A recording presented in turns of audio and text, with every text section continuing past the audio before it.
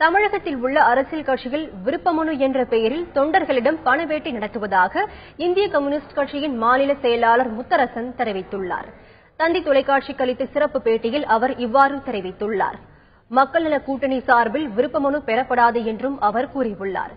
வரும் சட்டப்பேரவைத் தேர்தலில் மக்கள் நல கூட்டணி தொகுதிக்கு 2000 வாக்குகள் கூட பெறாது என்றும் பாஜகவை மையமாக வைத்தே தமிழகத்தில் கூட்டணி பேச்சுவார்த்தை நடத்தப்படுகிறது என்றும் பாஜக தேசிய செயலாளர் ராஜா கூறியுள்ள கருத்துக்கு பதிலளித்த முத்தரசன், தமிழகத்தில் பாஜக காலூன்ற முடியாது என்றார்.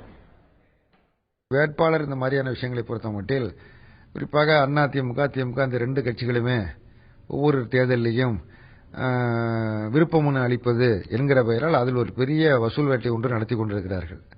பல்லாயிரக்கணக்கானவர்களை அவர்களே கொண்டு வந்து கொடுக்கிறார்களா அல்லது இவர்கள் பணம் கொடுத்து கொடுக்க செய்கிறார்களா, அது ஒரு கருத்தை இந்த கட்சியில் தான் இப்படி ஆர்வமாக இருக்கிறார்கள் என்கிற ஒரு கருத்தை வெளிப்படுத்த வேண்டும் என்பது போன்ற ஒரு நோக்கத்தோடு ஒருவருக்கொருவர் அதை போட்டி போட்டு செய்கிறார்கள். நாட்களை நீடிக்கிறார்கள், செய்கிறார்கள். பல பேர் மனெல்லாம் கொடுக்குறாங்க. ரெண்டு கட்சிகளுக்குமே ஒரு கணிசமான தொகை அதில் சேர்கிறது.